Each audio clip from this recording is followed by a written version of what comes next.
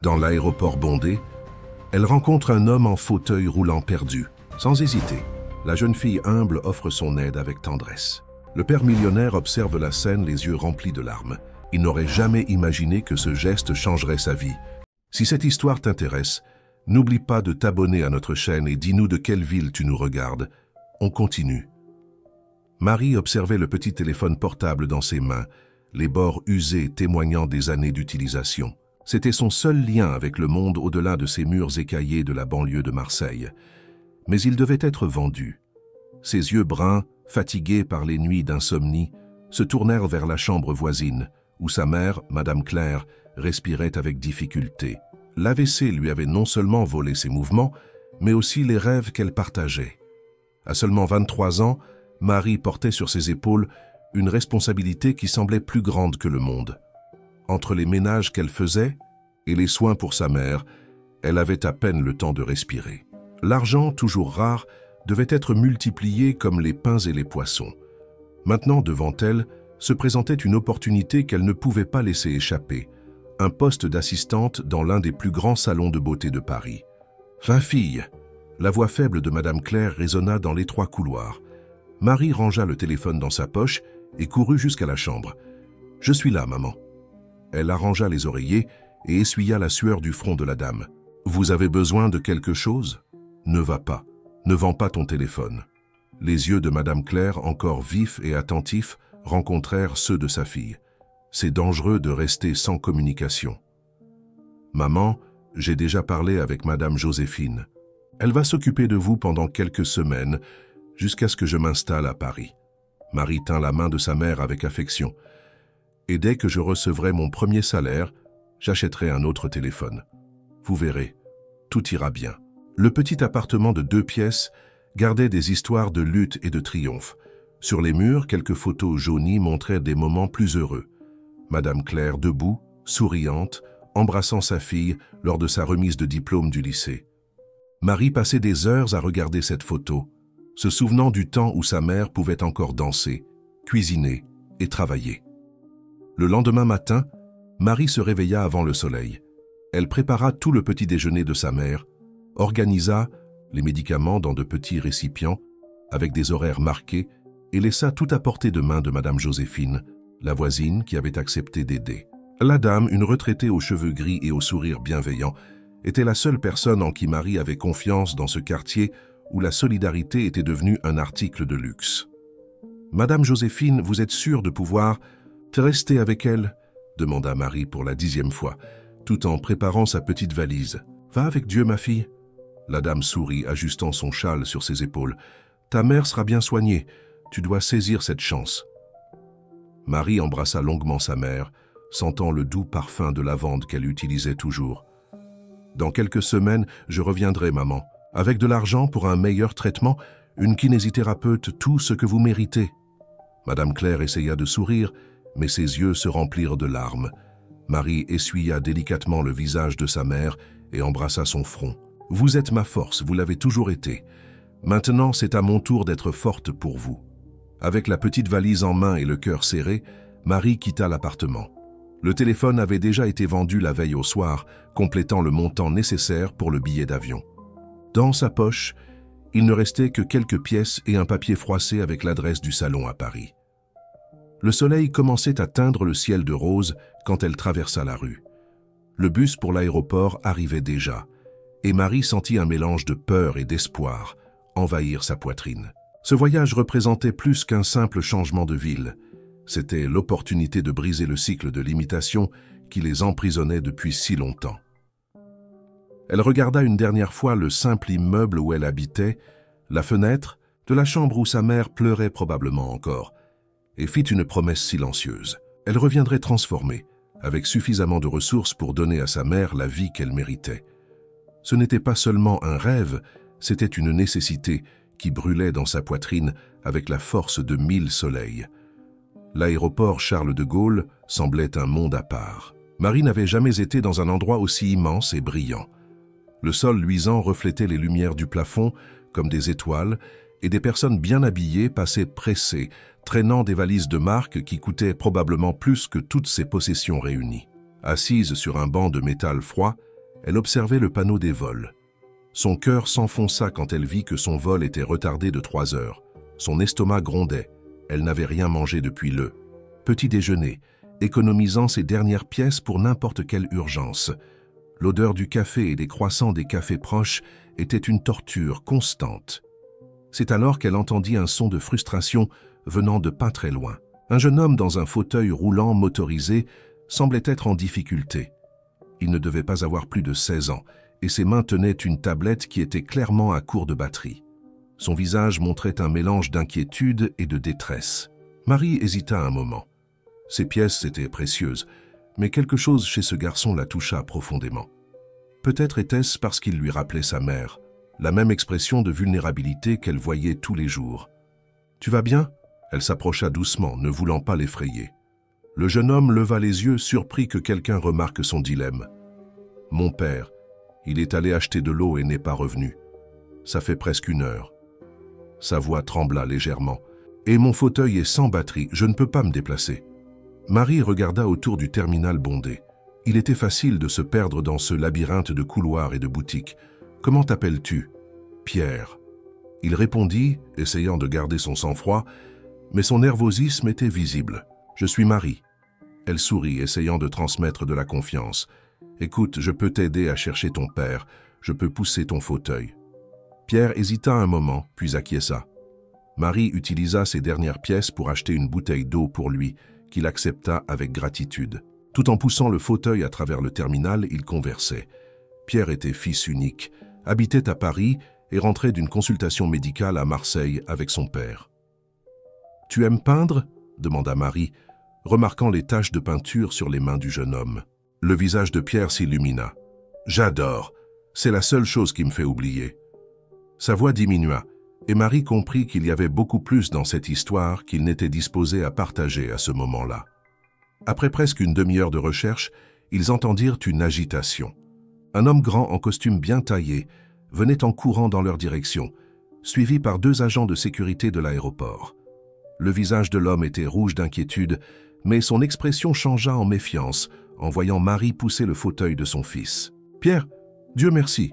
L'homme s'approcha rapidement, se plaçant entre Marie et le fauteuil roulant. « Qui êtes-vous? Que faites-vous avec mon fils ?»« Papa, calme-toi !» Pierre intervint immédiatement. « C'est Marie.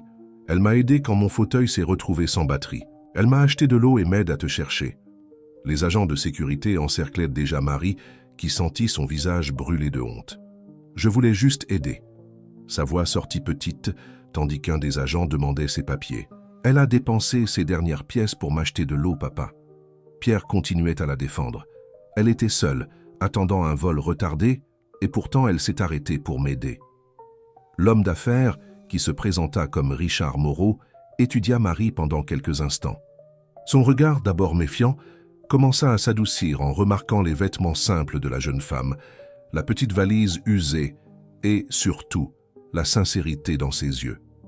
« Est-il vrai que vous avez manqué votre vol pour aider mon fils ?» demanda Richard, congédiant les agents de sécurité d'un geste. Marie acquiesça, sentant le poids de la réalité tomber sur ses épaules.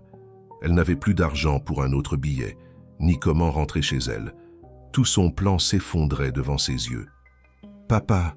appela Pierre, sa voix ferme malgré son âge. « Nous ne pouvons pas la laisser comme ça. Elle a été la seule personne dans tout cet aéroport à s'arrêter pour m'aider.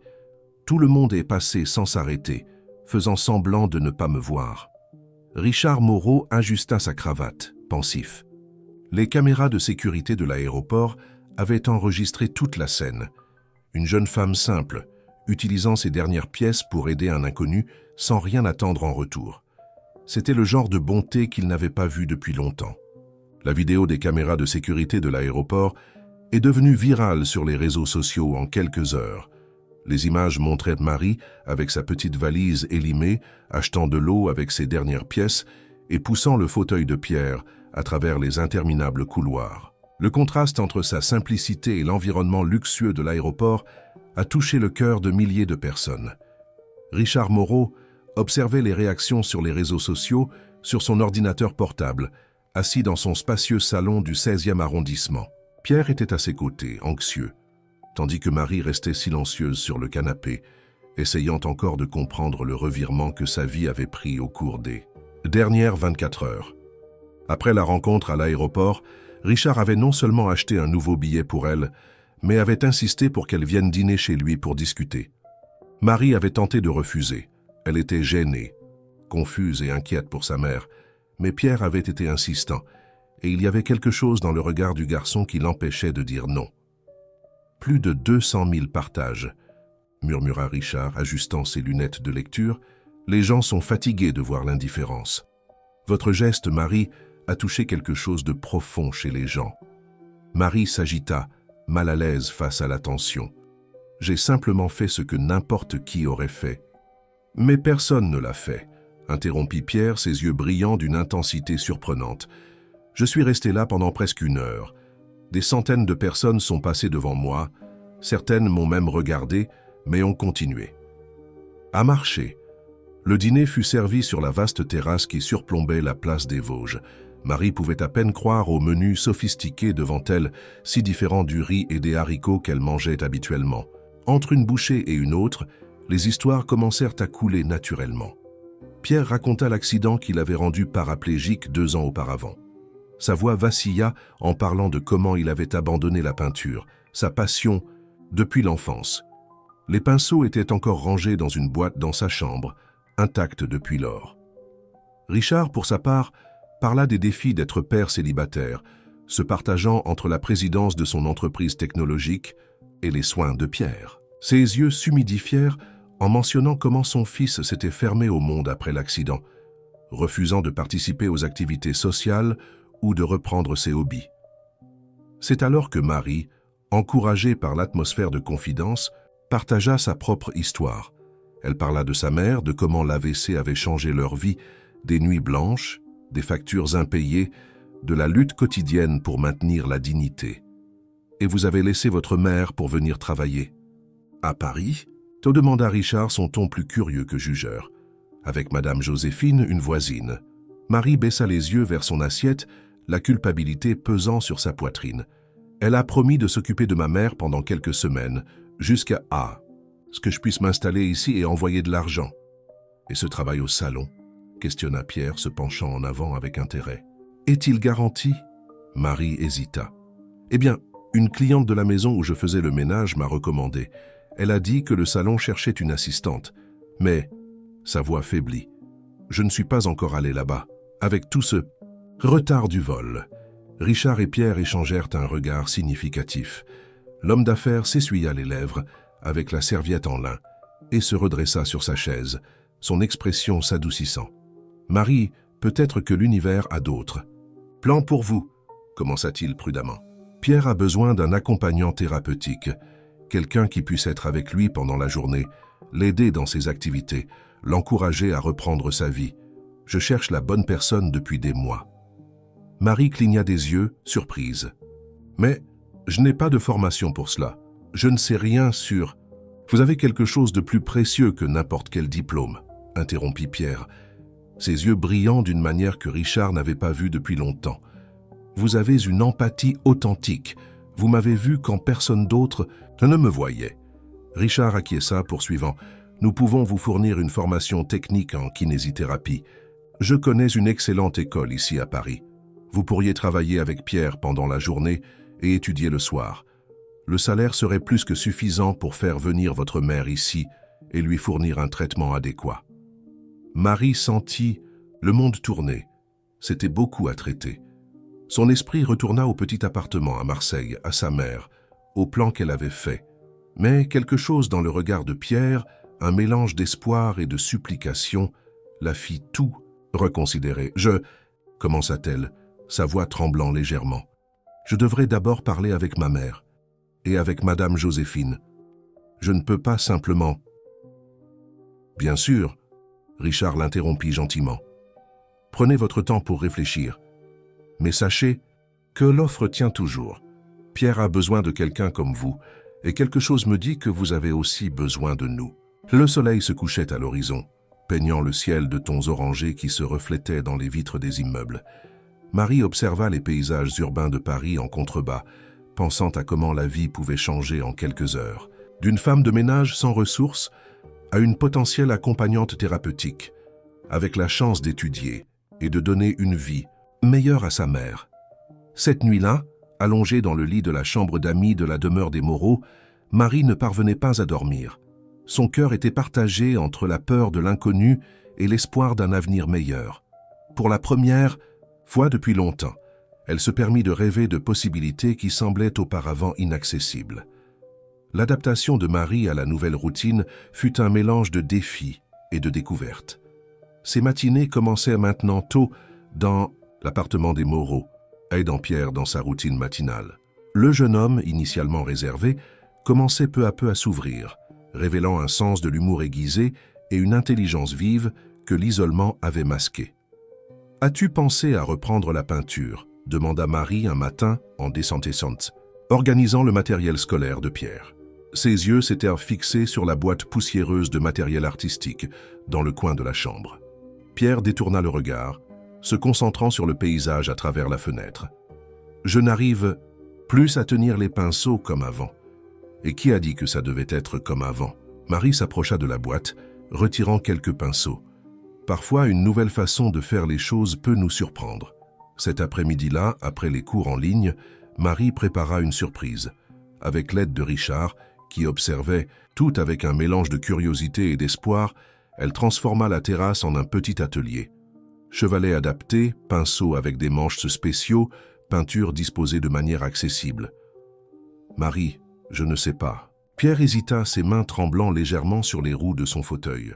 « Essaie juste, » l'encouragea-t-elle, ajustant la hauteur du chevalet. « Ça n'a pas besoin d'être parfait. Ça n'a pas besoin d'être comme avant. Ça doit juste, ça être à toi. » Les premières tentatives furent frustrantes. Peinture brouillée, très imprécis, larmes de colère que Pierre essayait de cacher. Mais Marie resta là, patiente, suggérant des adaptations, célébrant chaque petit progrès. Richard observait ces interactions de loin, sentant quelque chose s'éveiller dans sa poitrine qui était endormie depuis longtemps. L'espoir. Son fils, qui avait passé les 2 dernières années plongé dans le silence et l'apathie, émergeait peu à peu de sa coquille. Pendant ce temps, Marie partageait son temps entre les soins de Pierre et le cours technique de kinésithérapie que Richard avait arrangé. Les nuits d'études étaient intenses, mais chaque nouvelle connaissance acquise la faisait se sentir plus proche de son objectif d'aider non seulement Pierre, mais aussi sa mère. Les conversations quotidiennes avec Madame Claire, maintenant possibles grâce au nouveau téléphone que Richard avait insisté pour lui donner, étaient le carburant dont Marie avait besoin pour aller de l'avant. Sa mère, même avec la parole encore compromise, montrait de la fierté à chaque réussite de sa fille. « Maman, vous ne croirez pas », racontait Marie avec enthousiasme lors d'un appel vidéo. Pierre a recommencé à peindre. Et vous savez ce qu'il fait? Un portrait de vous basé sur la photo que je lui ai montrée. De l'autre côté de la ligne, Madame Claire sourit, ses yeux brillants de larmes contenues. « C'est un bon garçon », articula-t-elle lentement. « Oui, maman. Et bientôt vous le rencontrerez en personne. Richard est déjà en train de tout organiser pour vous faire venir ici. » La nouvelle du transfert de Madame Claire à Paris rendait Marie anxieuse. Richard avait trouvé un centre de réadaptation spécialisé, avec une équipe multidisciplinaire complète. C'était plus que Marie n'avait jamais rêvé pouvoir offrir à sa mère. Un après-midi, tout en aidant Pierre avec ses exercices de kinésithérapie dans la piscine chauffée, Marie remarqua quelque chose de différent chez le jeune homme. Ses mouvements étaient plus confiants, et il y avait une lueur particulière dans ses yeux. « Tu sais, Marie, commença-t-il, tout en pratiquant les mouvements de renforcement. Avant ton arrivée, je pensais que ma vie s'était terminée dans ce fauteuil, que je ne serais plus jamais capable de faire quelque chose de significatif. » Marie continua à soutenir ses mouvements dans l'eau, écoutant attentivement. « Mais tu m'as montré que la vie ne s'arrête pas, elle change simplement de direction. » Pierre fit une pause, rassemblant son courage. « Je veux retourner à l'école, pas seulement en ligne. Je veux assister aux cours en présentiel. » La déclaration prit Marie par surprise. C'était un grand pas pour quelqu'un qui, il y a quelques mois, refusait même de sortir de chez lui. « Tu es sûr ?»« Oui, et je veux que tu m'aides à convaincre. »« Mon père ?» Pierre sourit, un sourire sincère qui illuminait tout son visage. « Il va paniquer au début, mais s'il y a une personne qui peut lui faire comprendre, c'est toi. » Marie sentit son cœur se réchauffer. En quelques semaines, ce garçon était devenu bien plus qu'un patient. C'était un ami, presque un petit frère. Et le voir retrouver sa confiance, son désir de vivre, était la plus grande récompense qu'elle pouvait recevoir. La nouvelle arriva comme un éclair par jour de soleil. Marie aidait Pierre avec ses exercices matinaux quand son téléphone sonna. C'était Madame Joséphine, sa voix tremblante à l'autre bout de la ligne. « Marie, ma fille, ta mère. » La voix de la dame faiblit. J'ai dû m'absenter quelques jours pour m'occuper de ma sœur qui a eu une urgence. Je pensais que ce serait rapide, mais quand je suis revenu, le sang de Marie se glaça. Qu'est-il arrivé à ma mère, Madame Joséphine? La voisine du 302 m'a prévenu que ta mère est seule depuis 3 jours. J'ai essayé de trouver quelqu'un pour rester avec elle, mais... Marie sentit le monde tourner. Pierre, percevant sa détresse, approcha son fauteuil roulant. « Marie » appela-t-il inquiet. « Que s'est-il passé ?» Les mains tremblantes, Marie expliqua la situation. Pierre prit immédiatement sa tablette et commença à passer des appels, tandis que Marie essayait de garder son calme pour réfléchir à ce qu'il fallait faire. Richard les trouva dans cet état quand il arriva pour le déjeuner. En quelques minutes après avoir compris la situation, il était déjà dans son bureau passant une série d'appels téléphoniques. « Marie » appela-t-il après quelques appels. « J'ai contacté une société de soins à domicile à Marseille. Ils envoient une infirmière tout de suite auprès de votre mère. Et j'ai déjà organisé un jet privé pour chercher Madame Claire demain matin. » Les larmes que Marie retenait coulèrent enfin. « Richard, je ne sais pas comment vous remercier. »« Pas besoin de me remercier. Vous avez fait tant pour Pierre. » Il fit une pause, choisissant ses mots. « Marie, vous faites déjà partie de cette famille. » Pierre sourit, tenant la main de Marie. « Et la famille prend soin les uns des autres. » 24 heures suivantes furent des montagnes russes d'émotions. L'infirmière envoyée par Richard confirma que Madame Claire était déshydratée et fragilisée, mais stable. Marie passa la nuit éveillée, alternant entre les appels avec l'infirmière et les préparatifs pour l'arrivée de sa mère. Le lendemain matin, l'héliport de l'hôpital le plus prestigieux de Paris était prêt à recevoir le jet avec Madame Claire. Marie attendait anxieusement avec Richard et Pierre lorsqu'une figure élégante s'approcha d'eux. « Richard, mon cher, quelle surprise de te trouver ici. » La voix mélodieuse appartenait à une femme grande, aux cheveux parfaitement coiffés et aux talons très hauts. Marie remarqua que Pierre se raidit instantanément. « Patricia, » répondit Richard sèchement, « que fais-tu ici ?»« Je suis membre du conseil d'administration de l'hôpital, tu as oublié ?» Elle sourit, ses yeux se fixant sur Marie. « Et qui est cette jeune femme ?»« C'est Marie, » intervint Pierre, sa voix chargée d'une fermeté surprenante. « Mon accompagnante thérapeutique et amie. » Patricia haussa un sourcil parfaitement dessiné. « Ah oui, le héroïne de l'aéroport. J'ai vu la vidéo, bien sûr. Quelle histoire opportune. » Le ton d'insinuation dans sa voix fit Marie se recroqueviller intérieurement, mais avant qu'elle ne puisse répondre, le son des hélices de l'hélicoptère remplit l'air. Les minutes suivantes furent d'une pure émotion. Madame Claire, encore fragile mais consciente, fut transférée avec le plus grand soin à l'hôpital. Ses yeux se remplirent de larmes en voyant sa fille, et quand ils se posèrent sur Pierre, assis dans son fauteuil roulant à côté de Marie, un petit sourire apparut sur ses lèvres. « Bienvenue à Paris, Madame Claire, » dit Pierre, sa voix douce. « Vous ne pouvez pas imaginer combien Marie parle de vous. » Madame Claire essaya de former des mots, mais c'était encore difficile. Marie tint sa main, transmettant tout l'amour et le soulagement qu'elle ressentait. « Quelle scène plus touchante !» commenta Patricia, sa voix distillant l'ironie. « Richard, pouvons-nous parler en privé ?» Richard hésita, mais finit par suivre Patricia dans un coin plus éloigné. Marie pouvait sentir leur regard dans sa direction, et quelque chose dans son estomac se contracta. « Ne fais pas attention à elle, » chuchota Pierre. « Patricia est l'ex-petite amie de mon père. Elle n'a jamais accepté la fin de leur relation. » Marie acquiesça, mais un sentiment de malaise persistait. Il y avait quelque chose dans le regard de Patricia qui l'inquiétait, comme si elle préparait quelque chose. Pendant que les médecins examinaient Madame Claire et définissaient son plan de traitement, Marie resta aux côtés de sa mère, avec Pierre toujours proche. Richard alternait entre résoudre des questions administratives et vérifier comment elles allaient, mais Marie remarqua qu'il semblait préoccupé après la conversation avec Patricia.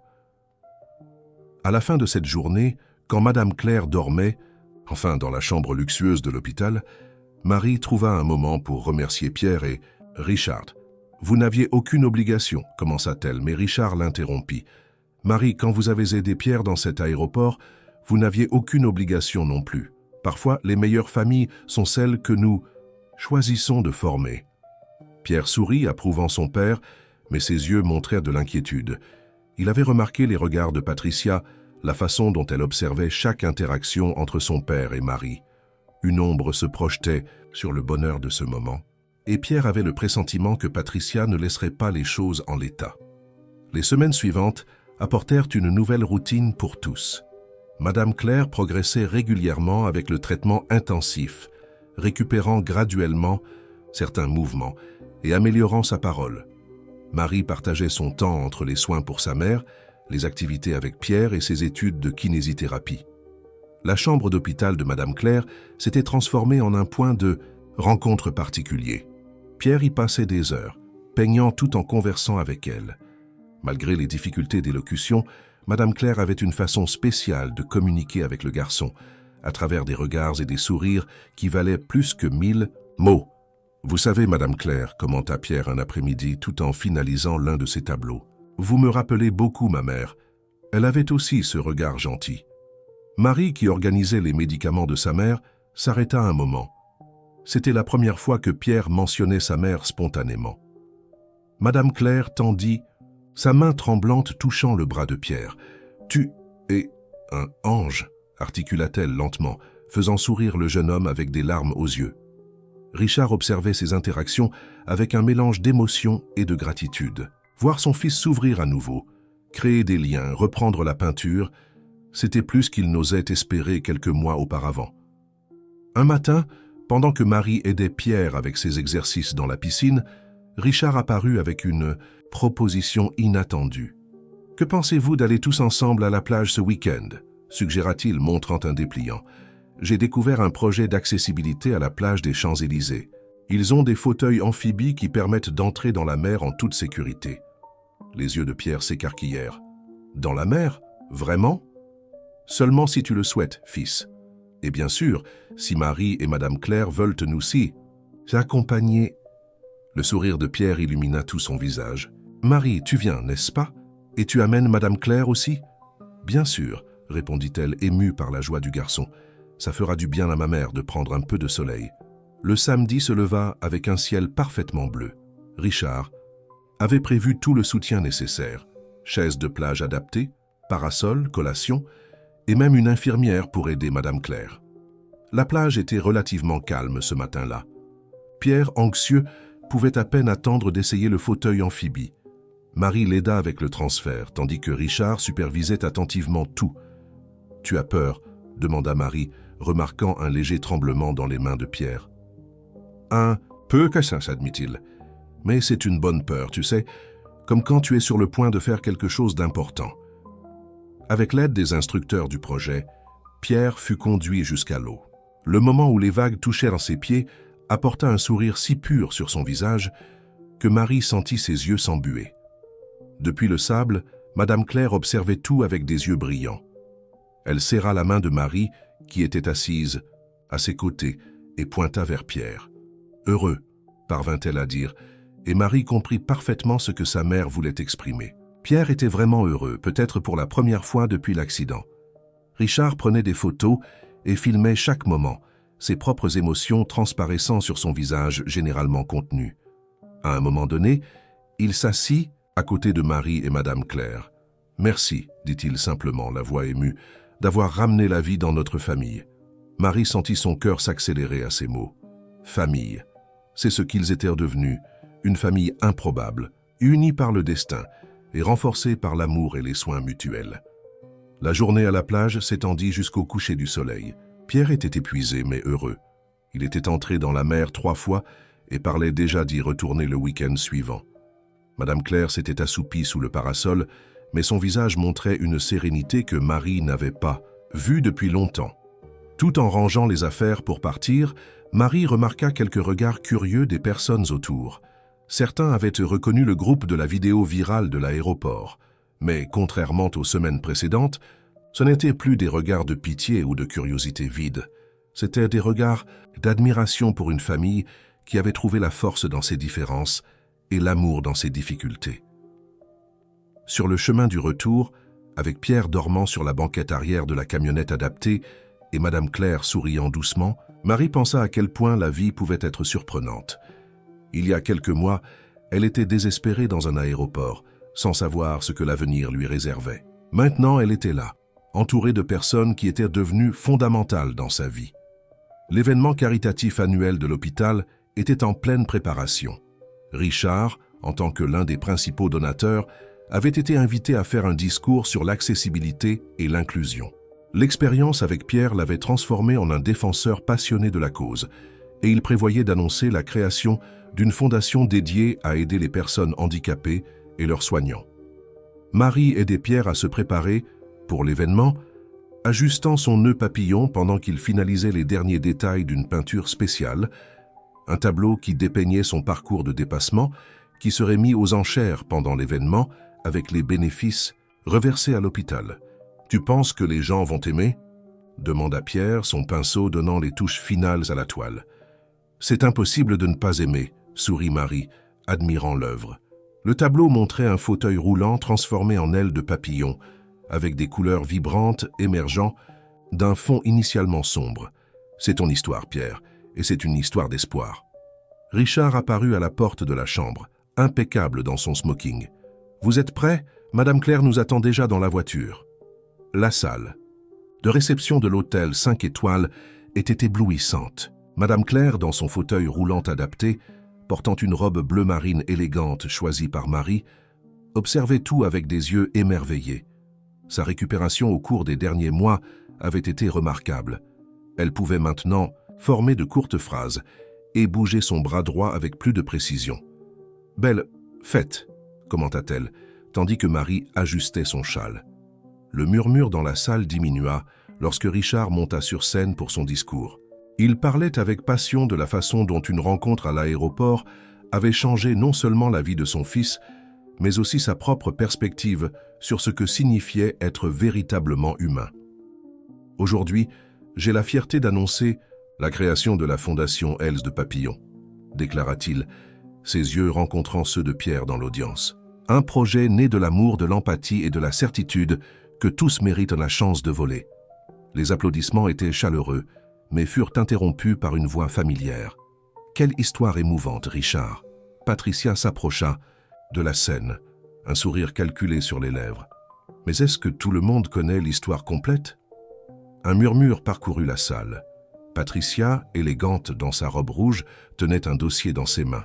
« J'ai ici quelques documents intéressants sur notre héroïne de l'aéroport. » Elle lança un regard glacial en direction de Marie. « Est-ce que le conseil d'administration de l'hôpital aimerait connaître certaines incohérences ?»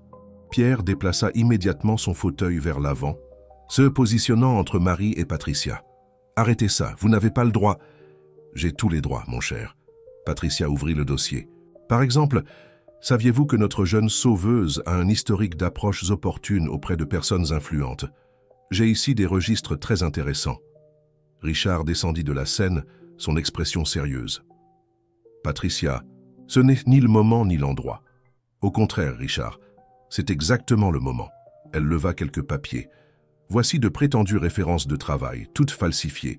Notre jeune femme de ménage a un talent spécial pour créer que des histoires émouvantes. » Marie sentit son sang se glacer dans ses veines. Les références, elle avait effectivement créé quelques fausses références des années auparavant, désespérée pour trouver du travail après l'AVC de sa mère. Une erreur du passé qui revenait maintenant la hanter. « Je... » commença Marie, mais sa voix faillit. « Ma fille... » Madame Claire tendit sa main tremblante vers elle, sentant son angoisse. Pierre, cependant, ne resta pas silencieux. Avec une force qui surprit tout le monde, sa voix coupa le silence gênant de la salle. « Vous voulez parler de vérité, Patricia ? Alors parlons de comment vous avez essayé d'empêcher mon retour à l'école, de comment vous disiez à mon père que je ne serais plus jamais capable d'avoir une vie normale, de comment vous vouliez m'envoyer dans une institution. » Richard pâlit. « Quoi ?» ?»« J'entendais vos conversations, » continua Pierre, des larmes de colère dans ses yeux. « Vous disiez que j'étais un fardeau, que je détruisais la vie de mon père. C'est pour ça qu'il a rompu avec vous, n'est-ce pas? Un silence pesant tomba sur la salle. Patricia, pour la première fois, semblait avoir perdu ses mots. Marie a peut-être commis des erreurs dans le passé, poursuivit Pierre, sa voix plus contrôlée maintenant. Mais elle m'a rendu l'envie de vivre. Elle m'a montré que je pouvais encore rêver, créer, être heureux. Qu'avez-vous fait pour quelqu'un d'autre que vous-même? Madame Claire, dans un effort visible, se redressa légèrement dans son fauteuil. « Ma fille et lumière !» prononça-t-elle, chaque mot clair et fort, surprenant tout le monde. « Lumière, qui illumine, autre. » L'émotion dans les paroles de Madame Claire était palpable. Marie, les larmes aux yeux, tint la main de sa mère, trouvant en elle la force dont elle avait besoin pour affronter son passé. La salle restait silencieuse, tandis que Marie se levait, ses mains encore entrelacées avec celles de sa mère. Ses yeux rencontrèrent ceux de Richard, et il n'y avait pas de condamnation en eux, seulement une question silencieuse. « C'est vrai, » admit-elle, sa voix basse mais ferme. « Quand ma mère a eu son AVC, j'étais désespéré. Personne ne voulait embaucher une jeune femme qui devait s'absenter constamment pour s'occuper de sa mère malade. Alors j'ai créé de fausses références. C'était mal, je le sais. Mais à l'époque, cela semblait être la seule issue. » Richard s'approcha lentement. « Pourquoi ne pas me l'avoir dit avant? Parce que j'avais honte. Parce qu'après vous avoir rencontré, après avoir vu la confiance que vous m'accordiez, je ne voulais pas que cette erreur du passé entache tout le bien que nous avons construit. » Pierre déplaça son fauteuil plus près de Marie. « Papa, tu m'as toujours enseigné que ce qui importe n'est pas d'où nous venons, mais où nous allons. Marie a fait une erreur, mais regarde tout ce qu'elle a fait pour nous. Regarde comment elle a changé nos vies. » Patricia laissa échapper un rire sec. Comme c'est émouvant, mais le conseil d'administration de l'hôpital doit savoir quel genre de personne est. « Le conseil, » l'interrompit Richard, sa voix chargée d'autorité, doit savoir quel genre de personne essaie de détruire une jeune femme qui n'a apporté que du bien aux autres. Quel genre de personne tente de ternir un événement caritatif par vengeance personnelle. Il se tourna vers les personnes présentes, sa posture ferme. Oui, Marie a commis des erreurs dans le passé. Qui ici n'en a pas commis? Mais elle a transformé ses erreurs en leçons et utilisé son expérience pour aider les autres. Mon fils a recommencé à peindre, à sourire, à rêver. Madame Claire se rétablit. Et moi, il fit une pause, regardant directement Marie. J'ai redécouvert ce que c'est que d'avoir une famille complète. Un murmure positif commença à parcourir la salle. Une dame âgée, membre du conseil, s'approcha de Marie. « Ma chère, » dit-elle, sa voix gentille, « parfois nous devons faire des choix difficiles pour protéger ceux que nous aimons. Ce qui compte, c'est ce que nous faisons après, comment nous grandissons à partir de là. » Pierre, avec un sourire espiègle, ajouta « Et en parlant de grandir, papa, je pense qu'il est temps de montrer la surprise. » Richard acquiesça, retournant sur scène. « Mesdames et messieurs, comme je le disais avant d'être interrompu, la Fondation Aile de Papillon naît aujourd'hui avec une mission claire, donner des opportunités à ceux qui en ont besoin. Et j'ai le plaisir d'annoncer que notre première coordinatrice sera Marie Leroy. » Les yeux de Marie s'écarquillèrent. « Quoi ? Vous comprenez comme personne ce que c'est que de lutter contre les limitations, Marie. Votre expérience, votre empathie, votre force.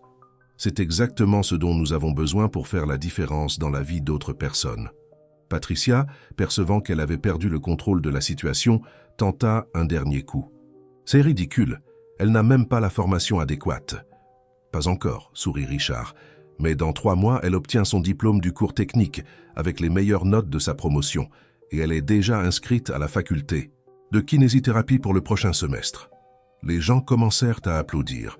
Pierre leva son tableau qui serait mis aux enchères. Et ce n'est que la première de nombreuses histoires que nous allons transformer ensemble. Madame Claire, les larmes aux yeux, réussit à former une phrase complète. « Ma fille, j'ai toujours su ce que tu t'y volerais haut. » Marie embrassa sa mère, sentant comme si un poids énorme avait été retiré de ses épaules. Son passé n'était plus une ombre menaçante. C'était simplement une partie de son histoire, une histoire de dépassement et d'amour. La vente aux enchères du tableau de Pierre fut un succès retentissant.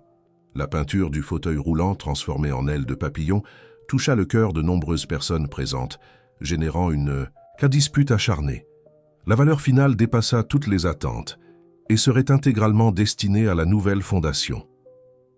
Alors que la soirée avançait, Marie observait sa nouvelle famille. Pierre, animé, expliquait la signification de sa peinture à un groupe intéressé.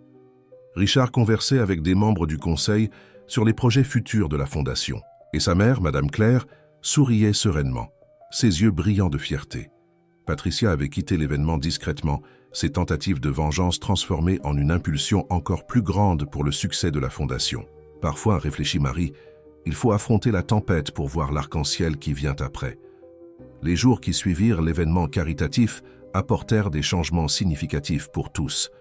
La fondation Els de Papillon gagna en notoriété dans les médias et les histoires de Marie et Pierre inspiraient de plus en plus de personnes.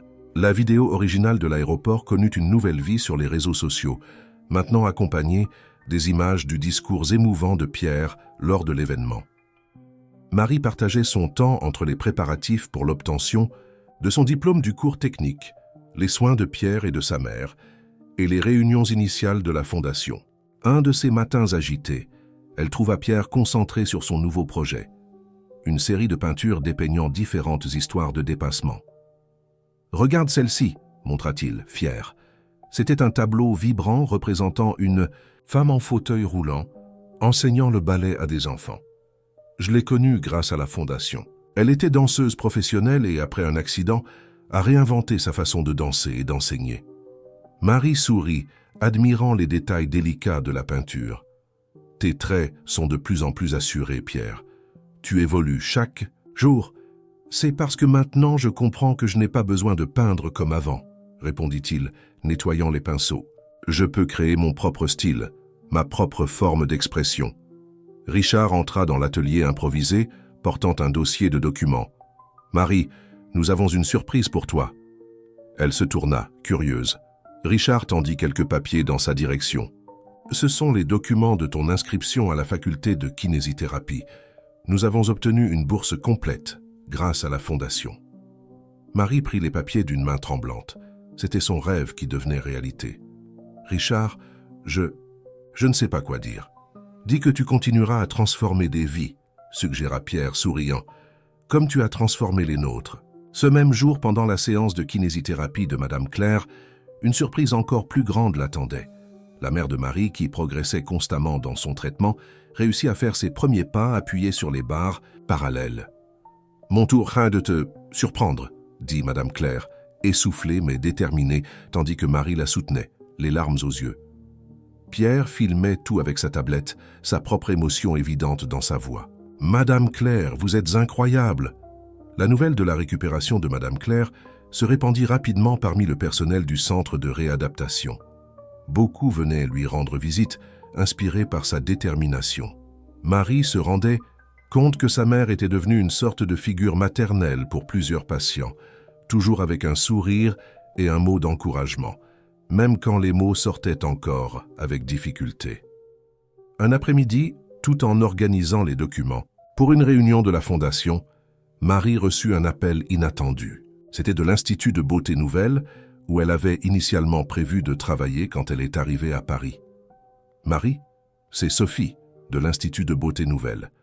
Je sais que ta vie a pris une direction différente, mais nous aimerions te faire une proposition. » Intriguée, Marie écouta pendant que Sophie expliquait que le salon souhaitait établir un partenariat avec la fondation Els de Papillon. L'idée était de créer un programme de formation professionnelle pour les personnes handicapées dans le domaine de la beauté.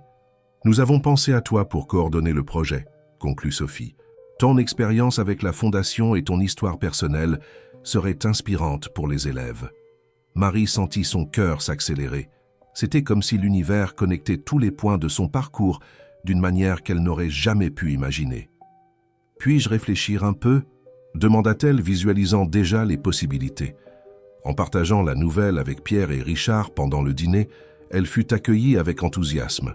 « C'est parfait !» s'exclama Pierre. « Tu peux utiliser ton expérience dans la fondation et réaliser ton rêve initial de travailler dans la beauté. » Richard acquiesça pensif. « Nous pourrions étendre le projet à d'autres salons, créer un réseau d'opportunités. » Madame Claire, qui participait, Maintenant activement aux conversations à table, ajouta avec sa parole de plus en plus claire « Ma fille construit des ponts ». Marie regarda sa famille improvisée, son jeune ami qui avait surmonté tant d'obstacles, l'homme d'affaires qui avait ouvert son cœur et sa maison, sa mère qui luttait bravement pour se rétablir. Chacun d'eux avait contribué à son parcours d'une manière unique et spéciale. « Vous savez quoi ?» dit-elle, souriant. « Je pense que j'ai trouvé mon véritable but. Il ne s'agit pas seulement de prendre soin des gens ou de créer des opportunités. Il s'agit de montrer que nous avons tous des ailes. Certains ont juste besoin d'aide pour découvrir comment les utiliser. » Pierre prit ses pinceaux, inspiré. « Ça me donne une idée pour une nouvelle série de peintures. Je vais l'appeler « Découvrir ses ailes ». Richard observait la scène avec un sourire serein. La maison qui semblait auparavant si vide et silencieuse débordait maintenant de vie, de projets et de rêves. Marie avait apporté plus qu'une aide, elle avait apporté l'espoir. Le partenariat entre la Fondation Hales de Papillon et l'Institut de Beauté Nouvelle devint rapidement un projet pilote réussi. Marie coordonnait le programme de formation avec la même dévotion qu'elle avait démontrée dans tout ce qu'elle faisait. Les premières classes étaient petites, mais chaque élève apportait une histoire unique de dépassement. Un matin particulièrement agité, alors que Marie organisait le matériel pour un autre cours, une jeune femme en fauteuil roulant arriva plus tôt. Elle avait les cheveux colorés et un sourire timide. « Salut, je suis Julie », se présenta-t-elle. « J'ai vu votre vidéo, celle de l'aéroport et puis celle de l'événement caritatif. C'est pour ça que je me suis inscrite au cours. » Marie sourit, se rappelant comment tout avait commencé. C'est incroyable comment un petit geste peut changer tant de vies, n'est-ce pas? Ce n'était pas un petit geste, corrigea Julie. C'était un acte d'amour. Et c'est ce que nous voulons apprendre ici. Pas seulement des techniques de beauté, mais comment faire la différence dans la vie des gens. La classe arriva peu à peu. Il y avait des personnes avec différents types de handicaps, toutes unies par le désir de reconstruire leur vie professionnellement. Pierre apparaissait fréquemment dans les cours, peignant des portraits des élèves qui décoraient ensuite les murs de l'Institut. Chaque portrait raconte une histoire, expliquait-il, aux curieux qui s'arrêtaient pour admirer son travail. Et chaque histoire est une preuve qu'il n'existe pas de limite quand on a de la détermination. Madame Claire était également devenue une présence constante à l'Institut. Son rétablissement continuait de surprendre les médecins et maintenant, elle aidait comme bénévole, apportant un soutien émotionnel aux élèves qui faisaient face à des moments de doute ou de découragement. Quand je ne pouvais pas parler, partageait-elle, sa diction s'améliorant chaque jour. Marie m'a appris que le silence est aussi une force. Richard, quant à lui, élargissait les horizons de la Fondation. Après le succès du programme à l'Institut Nouvelle, d'autres établissements commencèrent à manifester leur intérêt pour des partenariats similaires. L'idée d'inclusion et de formation professionnelle prenait de l'ampleur dans différents secteurs. « Nous devons voir grand », dit-il lors d'une réunion stratégique. « Imaginez combien de personnes nous pouvons impacter si nous étendons ce modèle à d'autres domaines au-delà de la beauté. » Marie observait tout avec un mélange de gratitude et de responsabilité. Chaque nouvel élève qui arrivait, chaque histoire de dépassement qu'elle entendait, renforçait sa certitude qu'elle était sur la bonne voie. Un après-midi, alors qu'elle aidait Julie à adapter des techniques de maquillage à sa condition spécifique, Marie reçut un message sur son téléphone. C'était une photo de Pierre montrant sa plus récente peinture, une immense fresque à l'entrée de l'Institut, représentant différents professionnels handicapés en action, coiffeurs, maquilleurs, manucures, tous travaillant avec des sourires sur leur visage. « C'est ainsi que je vois notre avenir », disait le message de Pierre, « un lieu où les différences ne sont pas des barrières, mais des ponts vers de nouvelles possibilités. » Marie montra la photo à Julie, qui fut émue. « Tu sais ce qui m'impressionne le plus ?» commenta la jeune femme. « C'est comment vous avez transformé une histoire qui aurait pu être triste en quelque chose de si beau et inspirant. » « La vie est ainsi, » répondit Marie, aidant Julie à ajuster le pinceau de maquillage dans sa main.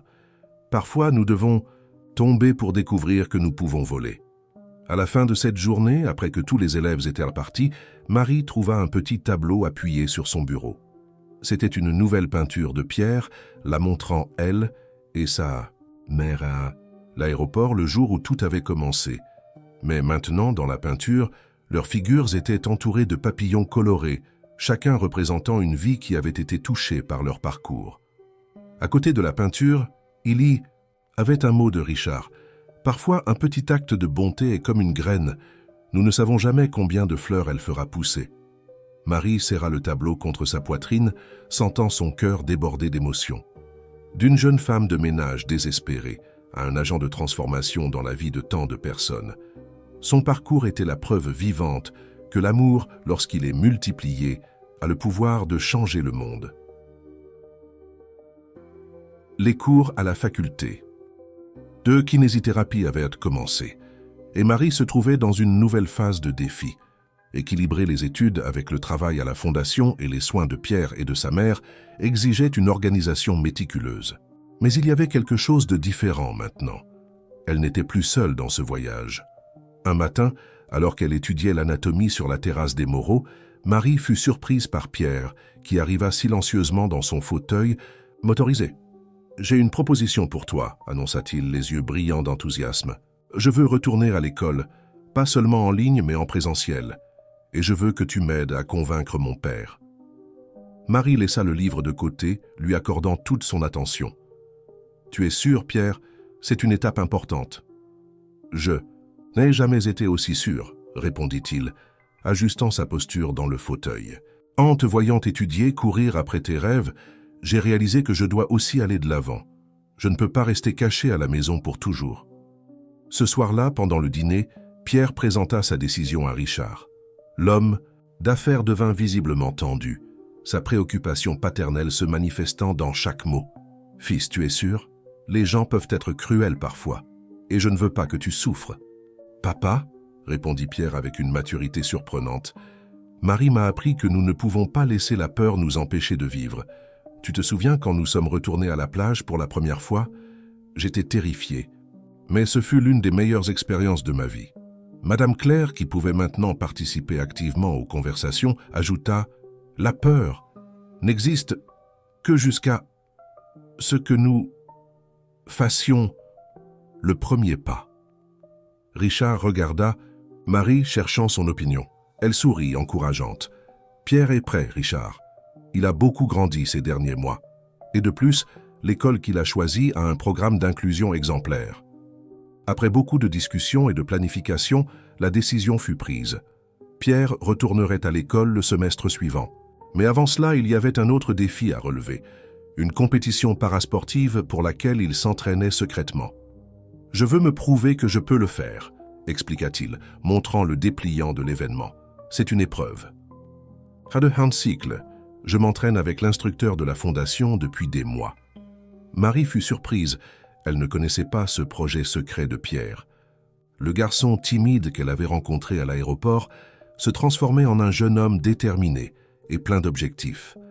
La nouvelle de la participation de Pierre à la compétition mobilisa toute la famille. Richard engagea un entraîneur spécialisé et les matinées dans la maison des Moreaux prirent une nouvelle routine. Marie adapta ses horaires pour accompagner les entraînements de son ami, appliquant ses connaissances en kinésithérapie pour aider au conditionnement physique de Pierre. Madame Claire était devenue la plus grande supportrice de Pierre.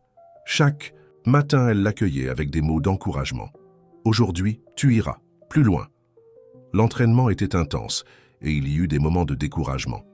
Un après-midi particulièrement difficile, après une session épuisante, Pierre confia ses insécurités. « Et si je n'y arrive pas? Et si je me ridiculise devant tout le monde ?» Marie s'agenouilla à côté de son fauteuil, tenant ses mains. « Pierre, te souviens-tu de ce que tu m'as dit quand j'ai commencé la faculté?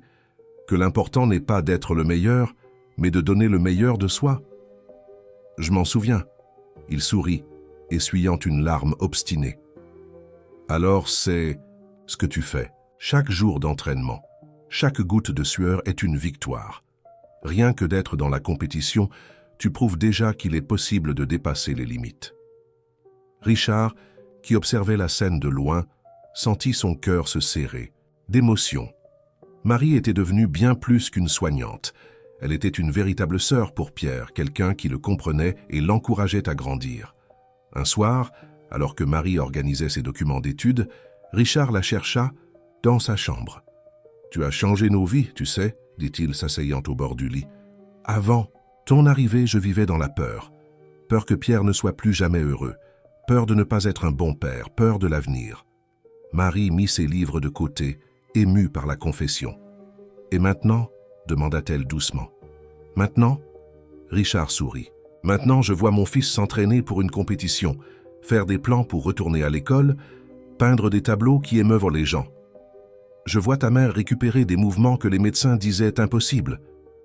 Je te vois courir après tes rêves, inspirant d'autres à faire de même. » Il fit une pause, choisissant ses mots. « Marie, tu n'as pas seulement apporté des soins à notre famille, tu as apporté l'espoir. Et ça n'a pas de prix. » À l'extérieur de la chambre, Pierre souriait, son fauteuil silencieux dans le couloir sombre. Dans ses mains, une esquisse de sa prochaine peinture, un portrait de la famille que le destin lui avait offerte, unie non par le sang mais par l'amour et le courage de recommencer. Le jour de la compétition parasportive se leva avec un ciel parfaitement bleu.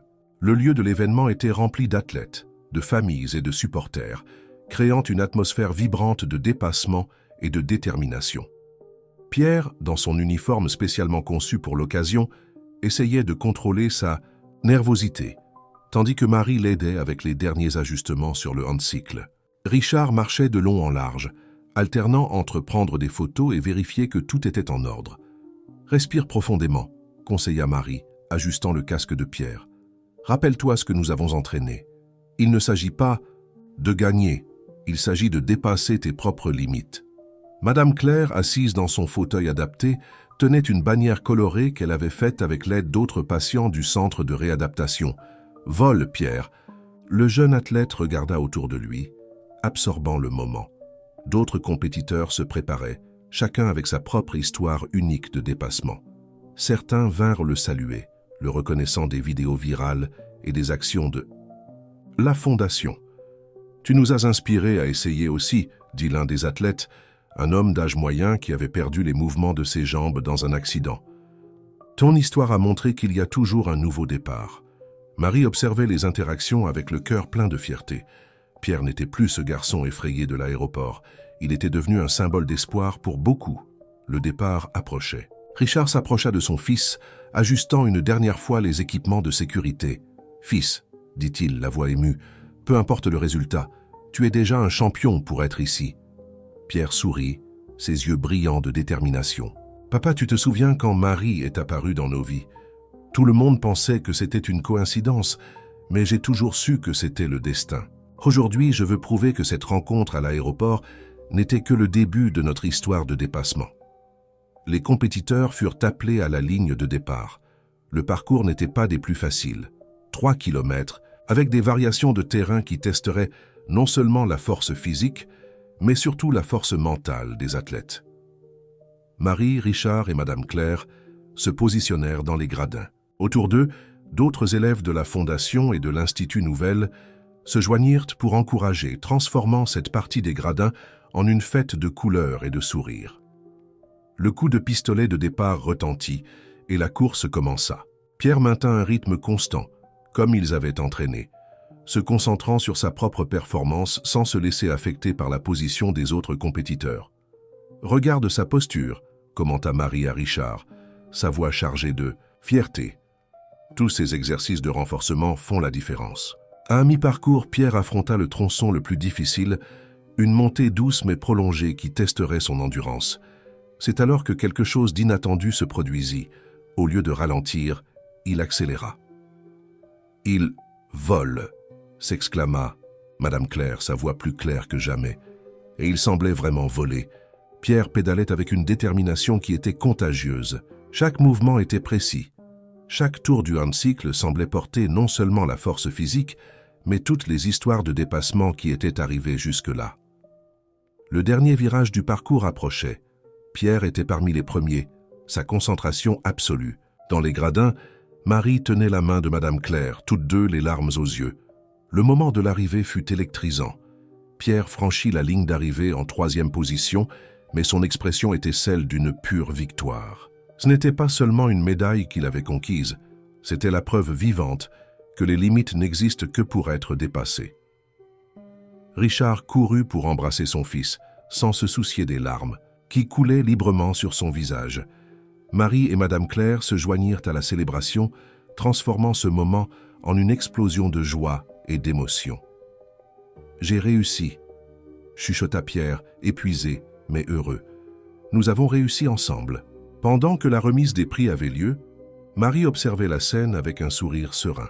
Voilà sa famille improbable, un homme d'affaires qui avait appris à voir au-delà des apparences, un jeune homme qui avait découvert sa force intérieure, une dame qui n'avait pas abandonné l'idée de recommencer, et elle-même une simple femme de ménage qui avait eu le courage de croire en des jours meilleurs. « Tu sais ce qui me rend le plus heureux ?» commenta Pierre plus tard, sa médaille brillant sur sa poitrine. « C'est de voir comment notre histoire inspire d'autres personnes à essayer aussi. Chaque personne ici aujourd'hui a sa propre bataille à vaincre. » Marie acquiesça, comprenant parfaitement. Il ne s'agissait pas de médaille ou de reconnaissance. Il s'agissait de montrer qu'il existe toujours un chemin, même quand tout semble impossible. Le succès de Pierre dans la compétition parasportive ouvrit de nouvelles portes pour la fondation Else de Papillon. Des invitations pour des conférences et des participations à des événements commencèrent à affluer. Et l'histoire de la famille improbable qui s'était formée à partir d'une rencontre à l'aéroport continuait d'inspirer des personnes dans tout le pays. Un matin ensoleillé, Marie arriva à l'Institut Nouvelle pour une autre journée de travail et trouva une surprise. La salle de classe était décorée avec des affiches et des ballons. Julie, sa première élève, avait obtenu son premier emploi en tant que maquilleuse professionnelle. « C'est tout grâce à toi », dit Julie émue, son fauteuil roulant décoré de rubans colorés. « Tu m'as montré que nos rêves n'ont pas besoin d'avoir de limites. » La célébration improvisée réunit élèves, professeurs et clients de l'Institut. Pierre était là, bien sûr, enregistrant tout sur ses toiles. Ces tableaux décoraient maintenant non seulement l'Institut, mais aussi des hôpitaux et des centres de réadaptation à travers la ville, apportant couleur et espoir à ceux qui en avaient le plus besoin, y compris à l'hôpital Saint-Louis, où plusieurs de ses œuvres avaient été acquises. « Tu sais ce qui est le plus incroyable », commenta Pierre tout en peignant. « Chaque histoire que je représente me fait souvenir du jour où nous nous sommes rencontrés. Comment un petit geste peut déclencher tant de transformations ?» Marie sourit, observant les élèves de l'Institut dans leurs activités. Chacun d'eux portait une histoire de dépassement. Chacun avait trouvé sa propre façon de voler. L'après-midi apporta une réunion importante à la Fondation. Richard avait obtenu un partenariat avec un réseau national de salles de sport pour créer des programmes d'activités physiques adaptés. Le projet pilote serait basé sur l'expérience de Pierre avec le handcycle. « Nous voulons que tu diriges ce projet, Marie », annonça Richard pendant la réunion. « Ta formation en kinésithérapie, combinée à ton expérience dans la Fondation, est exactement ce dont nous avons besoin. » Marie sentit le poids de la responsabilité, mais aussi l'émotion de l'opportunité. « Nous pouvons commencer par des cours expérimentaux », suggéra-t-elle. « Inviter des personnes comme Pierre pour partager leurs expériences. » Madame Claire, qui participait maintenant activement aux réunions de la Fondation en tant que consultante, ajouta avec sa parole de plus en plus claire « Nous devons montrer que l'activité physique est pour tous. » L'idée prit forme rapidement. En quelques semaines, la première salle de sport adaptée était prête à être inaugurée. L'espace disposait d'équipements spécialement développés et d'une équipe formée pour accompagner des personnes avec différents types de handicap.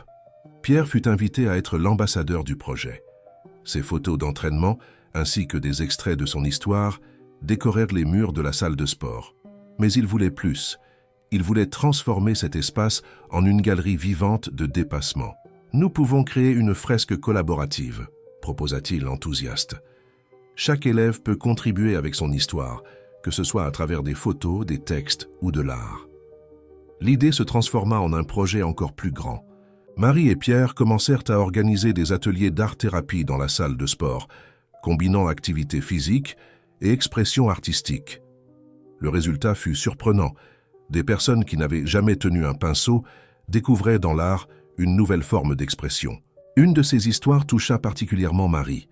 Une jeune femme nommée Anne, qui avait perdu l'usage de ses bras dans un accident, apprit à peindre avec la bouche.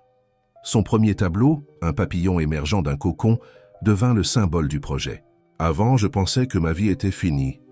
partagea Anne lors d'un des ateliers.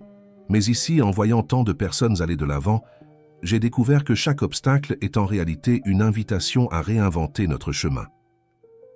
Richard observait le développement du projet avec une fierté paternelle, non seulement pour le succès de l'initiative, mais principalement pour la transformation qu'il voyait chez son fils. Pierre était devenu un mentor pour beaucoup de participants, partageant non seulement ses techniques de peinture, mais surtout son parcours d'autodécouverte. « Tu as créé quelque chose d'extraordinaire ici », dit Richard à Marie un après-midi, alors qu'ils observaient un cours en cours. « Ce n'est pas juste un projet d'inclusion, c'est un mouvement de transformation. » Marie observa la salle pleine de personnes faisant de l'exercice, conversant, peignant. Chaque visage racontait une histoire, chaque sourire était une victoire. Sur les adversités, dans un coin, Madame Claire aidait une dame à faire des exercices de renforcement, ses mots d'encouragement résonnant dans la salle. « Je n'ai rien créé toute seule », répondit Marie, émue. « Chaque personne ici a contribué avec un morceau de cette histoire. C'est comme cette première peinture de Pierre, tu te souviens ? Le fauteuil roulant avec des ailes de papillon. Nous avons tous des ailes, parfois nous avons juste besoin d'aide pour découvrir comment les utiliser. » La journée se termina par une petite présentation des élèves. Chacun montra ses progrès, que ce soit dans les exercices physiques, dans l'art ou simplement dans la confiance pour affronter de nouveaux défis. Pierre, dans son coin, enregistrait tout dans une autre de ses toiles inspirantes. « Tu sais ce que j'aime le plus dans ces moments », commenta-t-il avec Marie en nettoyant ses pinceaux, « c'est de voir comment chaque personne ici écrit sa propre histoire de dépassement et penser que tout a commencé avec une bouteille d'eau à l'aéroport. » Le premier semestre de Marie à la faculté de kinésithérapie touchait à sa fin, et avec lui venaient les présentations des projets de fin de période. Elle avait choisi un thème qui unissait son expérience à la fondation avec ses études, l'art comme outil thérapeutique dans la réadaptation physique. La salle de présentation était comble. Au premier rang, sa famille improvisée occupait des places spéciales. Pierre avec sa caméra toujours prête, Richard essayant de dissimuler sa fierté paternelle, et Madame Claire, qui pouvait maintenant marcher avec l'aide d'une canne, souriant sereinement. « Quand j'ai commencé ce voyage, » commença Marie sa présentation, « j'étais juste une jeune femme désespérée de donner une vie meilleure à ma mère. Je n'imaginais pas qu'une rencontre à l'aéroport changerait non seulement ma vie, mais celle de tant d'autres personnes. » Elle présenta des cas de réussite du programme d'art-thérapie de la salle de sport, y compris celui d'Anne, qui donnait maintenant des cours de peinture avec la bouche à d'autres élèves. Les photographies montraient les progrès physiques et émotionnels des participants, prouvant comment l'art pouvait être un puissant allié dans le processus de réadaptation. La véritable thérapie, conclut-elle, ne réside pas seulement dans les exercices ou les techniques que nous appliquons. Elle réside dans la capacité de faire croire à quelqu'un qu'il est possible de recommencer, qu'il est possible de trouver de nouveaux chemins. La présentation fut un succès. Ses professeurs furent impressionnés par la façon dont elle avait réussi à unir théorie et pratique, créant un programme qui montrait déjà des résultats concrets. Après la présentation, alors qu'elle rangeait ses documents, Marie fut surprise par une visite inattendue. Sophie, la propriétaire de l'Institut Nouvelle, avait assisté à la présentation et était accompagnée de représentants d'une importante association de kinésithérapeutes. « Marie, » commença Sophie, « ils ont été impressionnés par ton projet. Ils veulent mettre en œuvre des programmes similaires dans des centres de réadaptation à travers tout le pays. » La nouvelle était surprenante, mais ce qui suivit fut encore plus spécial. Pierre s'approcha avec un tableau couvert par un tissu. « J'ai fait quelque chose pour célébrer ton succès, » dit-il, retirant le tissu avec un geste théâtral. Le tableau montrait une scène de l'Institut Nouvelle. Marie enseignant à une élève en fauteuil roulant comment se maquiller, tandis qu'en arrière-plan d'autres personnes pratiquaient différentes activités. Mais le plus impressionnant était la façon dont Pierre avait capturé la lumière sur les visages des personnages. Chacun irradiait une sorte d'éclat intérieur, une force qui transcendait les limitations physiques. « C'est ainsi que je vois notre travail, » expliqua Pierre. « Chaque personne que nous aidons est comme une lumière qui s'allume, et cette lumière va illuminer d'autres vies. » Madame Claire, appuyée sur sa canne, s'approcha pour admirer la peinture. « Ma fille, » dit-elle, sa voix claire et émue, « tu as transformé notre douleur en espoir. » Richard, qui observait la scène, ajouta « Et cet espoir se répand. Nous avons reçu des invitations pour ouvrir des unités de la Fondation dans d'autres villes. Des personnes de tout le pays veulent connaître notre méthodologie. Marie regarda sa famille improvisée, le tableau qui captait si parfaitement l'essence de son travail, les visages souriants qui l'entouraient.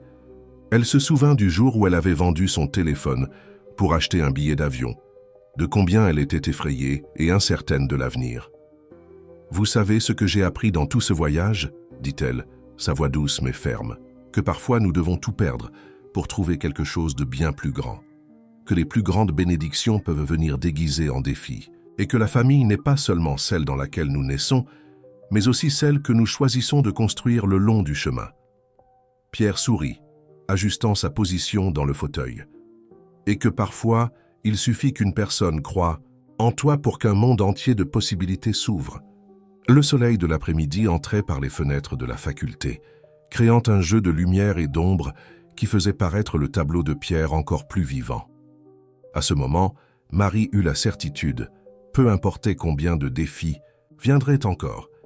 Elle était exactement où elle devait être, faisant exactement ce qu'elle devait faire. Le premier jour de Pierre à l'école régulière arriva chargé d'attentes. Marie l'accompagnait en tant qu'assistante thérapeutique, une fonction qui se mélangeait maintenant avec le rôle de grande sœur qu'elle avait naturellement assumé. « Nerveux ?» demanda-t-elle, l'aidant à organiser ses affaires dans son sac. « Ado adapté. Un peu, admit Pierre, ajustant la position de son fauteuil. Mais c'est une bonne nervosité, tu sais, comme avant la compétition de handcycle. » L'école s'était préparée à l'accueillir. Des rampes avaient été installées, des bureaux adaptés avaient été fournis, et les professeurs avaient suivi une formation spéciale coordonnée par la Fondation Hales de Papillon. Richard insista pour les accompagner ce premier matin. Son visage essayait de maintenir la composition d'homme d'affaires de toujours, mais ses yeux humides le trahissaient.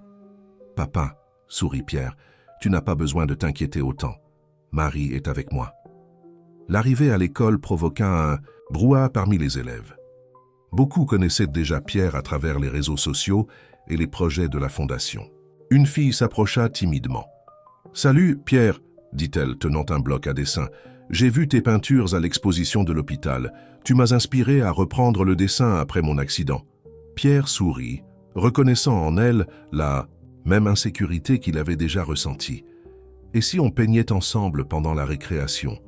La matinée se déroula mieux que quiconque aurait pu l'espérer. Pierre se montra participatif dans les cours, partageant ses connaissances et expériences d'une manière qui impressionna même les professeurs les plus sceptiques. Pendant la récréation, un petit groupe se forma autour de lui et de la fille au bloc à dessin qui s'appelait Laure. Ils partageaient des techniques de dessin et Pierre expliquait comment il avait adapté sa façon de peindre après l'accident. Marie observait tout de loin, son cœur débordant de fierté. Son téléphone vibra. C'était un message de Madame Claire avec une photo. Sa mère était à l'Institut Nouvelle, aidant une nouvelle élève à adapter des techniques d'automaquillage à ses limitations motrices. « Elle a réussi », disait le message, accompagné d'un emoji souriant. « Premier maquillage, seul. » Les petites victoires quotidiennes étaient devenues la plus grande récompense dans leur vie. Chaque nouveau pas de Madame Claire, chaque nouveau tableau de Pierre, chaque sourire reconquis dans les projets de la Fondation, c'étaient toutes des pièces d'une mosaïque plus grande de transformation. Pendant le cours d'éducation physique, Pierre surprit tout le monde. Au lieu de rester à l'écart, comme beaucoup s'y attendaient, il proposa une activité inclusive qu'il avait apprise à la salle de sport adaptée. Bientôt, toute la classe était impliquée dans un jeu où les taxmen, personnes en fauteuil roulant, et les personnes valides participaient dans des conditions d'égalité. « Tu as vu la tête du professeur ?» commenta Marie après en aidant Pierre à ranger ses affaires. « Je crois que nous venons de créer un autre projet pour la Fondation. » « Tu imagines ?» répondit Pierre enthousiaste. « Nous pourrions créer un programme de sport adapté pour toutes les écoles. » L'idée prit rapidement de l'ampleur. Pendant le déjeuner, Pierre griffonnait déjà dans son carnet de dessin une esquisse de ce qui serait un manuel illustré d'activités physiques inclusives.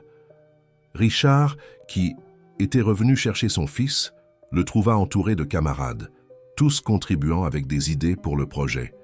Son cœur de père, qui des heures auparavant était serré d'inquiétude, débordait maintenant de fierté.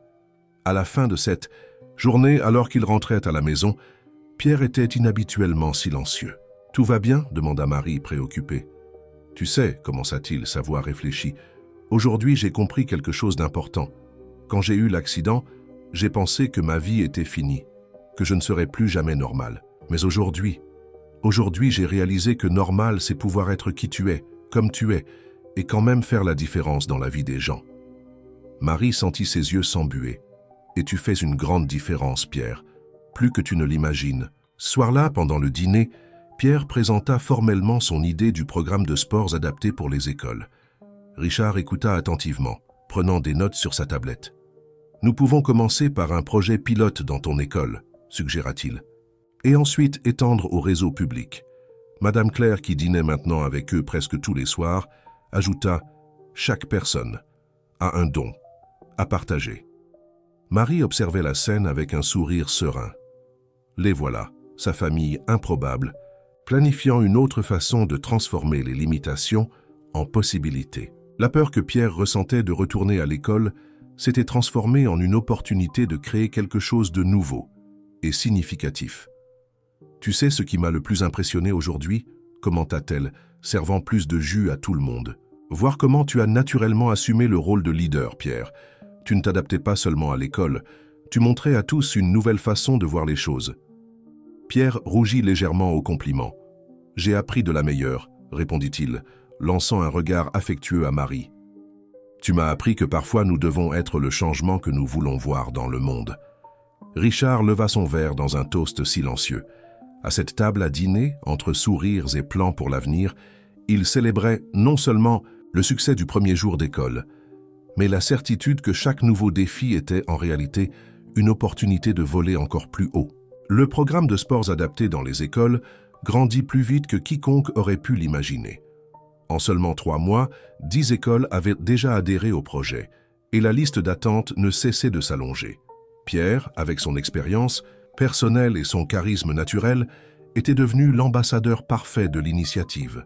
Un matin particulièrement chargé, Marie arriva au gymnase de l'école de Pierre pour le trouver entouré d'un groupe de professeurs d'éducation physique d'autres institutions. Il démontrait une nouvelle activité qu'il avait développée, une sorte de basketball adapté qui permettait la participation de tous les élèves. « Le secret n'est pas de créer des règles spéciales, » expliquait-il, manœuvrant son fauteuil avec adresse.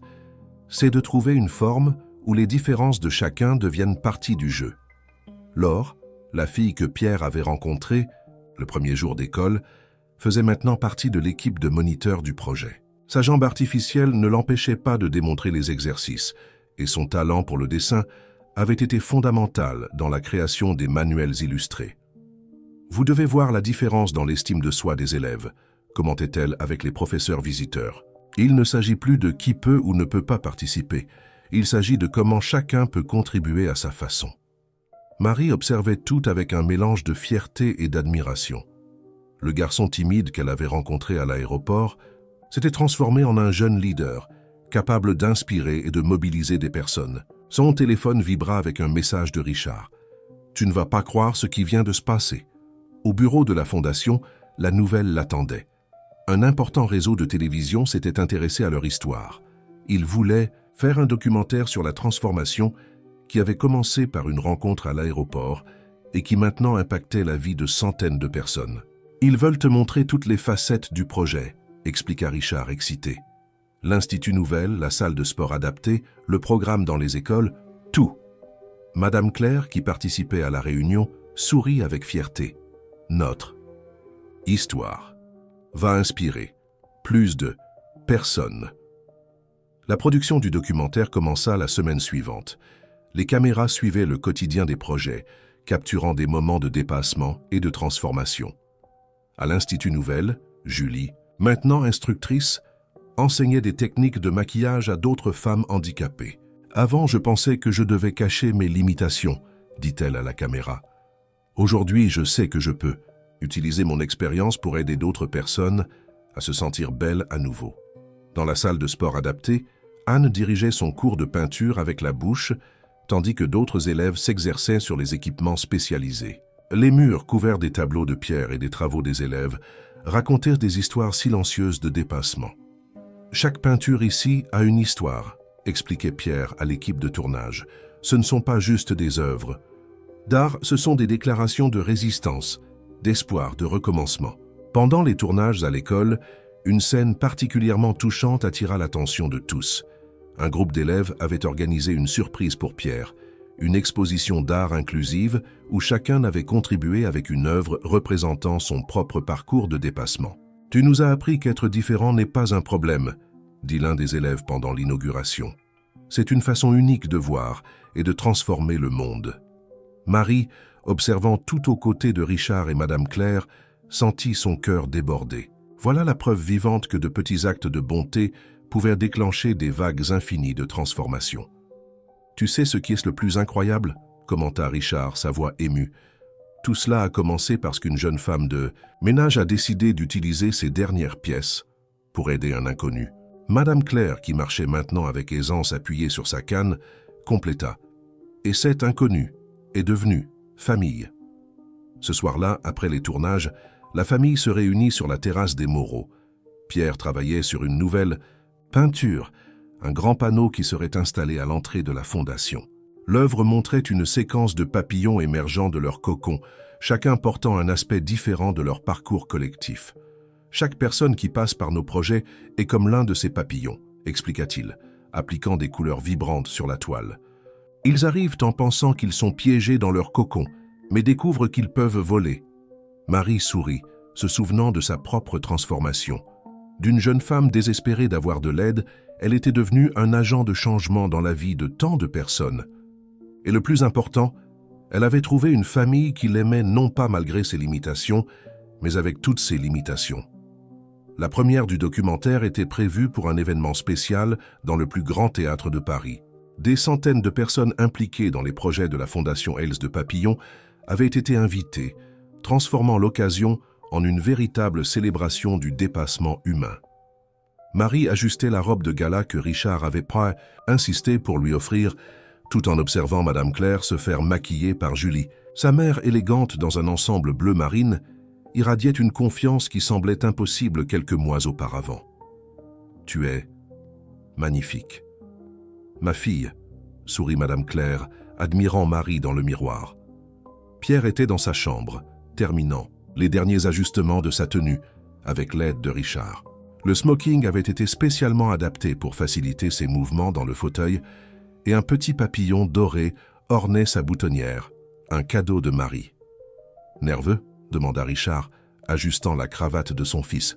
« Un peu », admit Pierre. « Mais c'est différent maintenant. Avant, j'avais peur de ce que les gens penseraient de moi. Aujourd'hui, je sais que notre histoire peut aider d'autres personnes à trouver leur chemin. » Le théâtre était comble. Au premier rang, des élèves de l'Institut Nouvelle, de la salle de sport adaptée et des écoles partenaires attendaient avec impatience.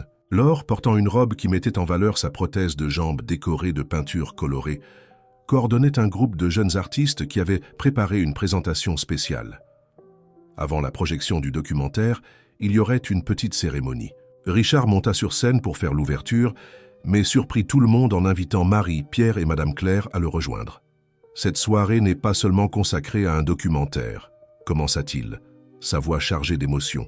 « Elle porte sur la façon dont le destin utilise parfois des formes mystérieuses pour réunir des personnes qui ont besoin les unes des autres. » Marie sentit Pierre lui prendre la main. De l'autre côté, Madame Claire s'appuyait sur sa canne, les yeux brillants de fierté. « Quand mon fils a eu son accident, » poursuivit Richard, « j'ai cru que notre vie était terminée. Je me suis enfermé dans une bulle de peur et de protection. Mais alors, dans un aéroport bondé, une jeune femme avec seulement quelques pièces en poche nous a enseigné le véritable sens de la richesse. Le public était dans un silence absolu, absorbant chaque mot. Marie n'a pas seulement aidé mon fils ce jour-là, elle nous a montré que la famille n'est pas seulement celle dans laquelle nous naissons, mais aussi celle que nous choisissons de construire. Avec Madame Claire, elles ont transformé notre maison en un foyer à nouveau. » Pierre déplaça son fauteuil vers l'avant, prenant le microphone. « Avant l'arrivée de Marie dans nos vies, je vivais dans un cocon d'apitoiement sur moi-même. Je pensais que je ne pourrais plus jamais être heureux, créer, rêver. Mais elle m'a montré que nos limitations sont simplement des invitations à trouver de nouveaux chemins. Laure se leva du public, suivi par d'autres jeunes. Chacun portait une petite lumière, créant une chorégraphie qu'ils avaient répétée en secret. « Aujourd'hui, continua Pierre, je ne suis pas seulement un garçon dans un fauteuil roulant. Je suis un artiste, un athlète, un étudiant, et surtout, je suis quelqu'un qui a appris qu'il peut aider d'autres à trouver leur propre lumière. » Madame Claire, surprenant tout le monde, marcha sans sa canne jusqu'au microphone. Sa voix, autrefois hésitante, résonna claire et forte. « Ma fille a tout vendu, pour me donner une vie meilleure. Mais ce qu'elle ne savait pas, c'est qu'en aidant les autres, elle nous a donné bien plus que n'importe quelle richesse matérielle. » Les lumières dans le public commencèrent à se multiplier. Chaque personne présente allumait une petite lampe qui avait été distribuée à l'entrée, créant un océan de points lumineux. Marie, émue, observait cette démonstration d'union et d'espoir. Chaque lumière représentait une vie touchée, une histoire transformée, un rêve renouvelé. « Et maintenant, » reprit Richard, « avant de regarder le documentaire, nous avons une annonce spéciale. La Fondation Else de Papillon s'agrandit. Nous allons ouvrir des centres dans 5 régions, apportant nos programmes aux personnes qui ont besoin de découvrir qu'elles peuvent aussi voler. » Le public explosa en applaudissements. Pierre souriait, ses mains déjà impatientes de peindre cette scène. Le théâtre illuminé par des centaines de petites lumières, chacune représentant une histoire de dépassement. Marie regarda sa famille improbable réunie sur scène. L'homme d'affaires qui avait ouvert non seulement sa maison, mais son cœur. Le jeune homme qui avait transformé son art en instrument de guérison. Sa mère qui avait renaître avec elle. Et toutes ces personnes dans le public, chacune portant un peu de la lumière qu'ils avaient trouvée ensemble. Le documentaire était sur le point de commencer, mais Marie savait que la véritable histoire, l'histoire de comment l'amour peut transformer des vies, continuerait à s'écrire bien après que les lumières du théâtre se seraient éteintes. Le documentaire commença par les images de la vidéo virale de l'aéroport. La scène, maintenant si familière, acquit une nouvelle profondeur avec la narration qui contextualisait ce moment décisif. Les caméras de sécurité avaient capturé non seulement un acte de bonté, mais le début d'une révolution silencieuse. L'histoire se déroulait à l'écran, montrant la transformation graduelle de chaque personnage. Madame Claire réapprenant à parler et à marcher, Pierre redécouvrant sa passion pour l'art, Marie équilibrant études et travail, Richard ouvrant son cœur à de nouvelles possibilités. Entre les scènes principales, des témoignages émouvants de personnes impactées par les projets de la Fondation créaient une mosaïque d'histoires de dépassement. Julie parlait de comment l'Institut Nouvelle lui avait rendu son estime de soi. Anne montrait ses peintures faites avec la bouche, tout en expliquant comment l'art était devenu sa nouvelle voie. Le public réagissait intensément à chaque moment. Rires, larmes et applaudissements spontanés ponctuaient la projection. Dans la scène où Pierre participait à sa première compétition de handcycle, le théâtre entier vibra comme s'il assistait au moment en direct. Laure, assise au premier rang, ne pouvait contenir ses larmes en voyant sa propre histoire être racontée. Comment la rencontre avec Pierre à l'école avait transformé sa relation avec sa prothèse, qu'elle affichait maintenant fièrement comme une œuvre d'art. Le documentaire montrait également les coulisses des projets, les réunions de la Fondation, les entraînements dans la salle de sport adaptée, les cours à l'Institut Nouvelle, les sessions d'art-thérapie. Chaque scène révélait comment de petites actions quotidiennes pouvaient créer des changements profonds. Une séquence particulièrement touchante montrait Madame Claire aidant d'autres personnes avec des difficultés d'élocution, utilisant sa propre expérience pour les encourager. Son évolution était nette, des mots entrecoupés des premiers, jour aux phrases complètes qu'elle prononçait maintenant avec une confiance croissante. Pierre apparaissait à plusieurs moments cruciaux, peignant avec d'autres jeunes à l'école, enseignant des techniques adaptées d'art, participant à des compétitions sportives. Sa transformation d'un adolescent reclus en un leader inspirant était l'une des lignes directrices de la narration. Marie observait tout avec un nœud dans la gorge. Voir son histoire là, sur grand écran, était surréaliste. La jeune femme de ménage qui avait vendu son téléphone pour essayer une vie meilleure était devenue une catalyseur de transformation. Le documentaire s'achevait sur une scène particulièrement significative, l'inauguration d'une nouvelle aile au centre de réadaptation entièrement dédié à l'art-thérapie. Les murs étaient couverts de peintures de Pierre et de ses élèves, chaque œuvre racontant une histoire de dépassement. Quand les lumières s'allumèrent, le théâtre entier était debout. L'applaudissement était assourdissant. Richard, Marie, Pierre et Madame Claire furent rappelés sur scène, où ils furent surpris par une présentation spéciale.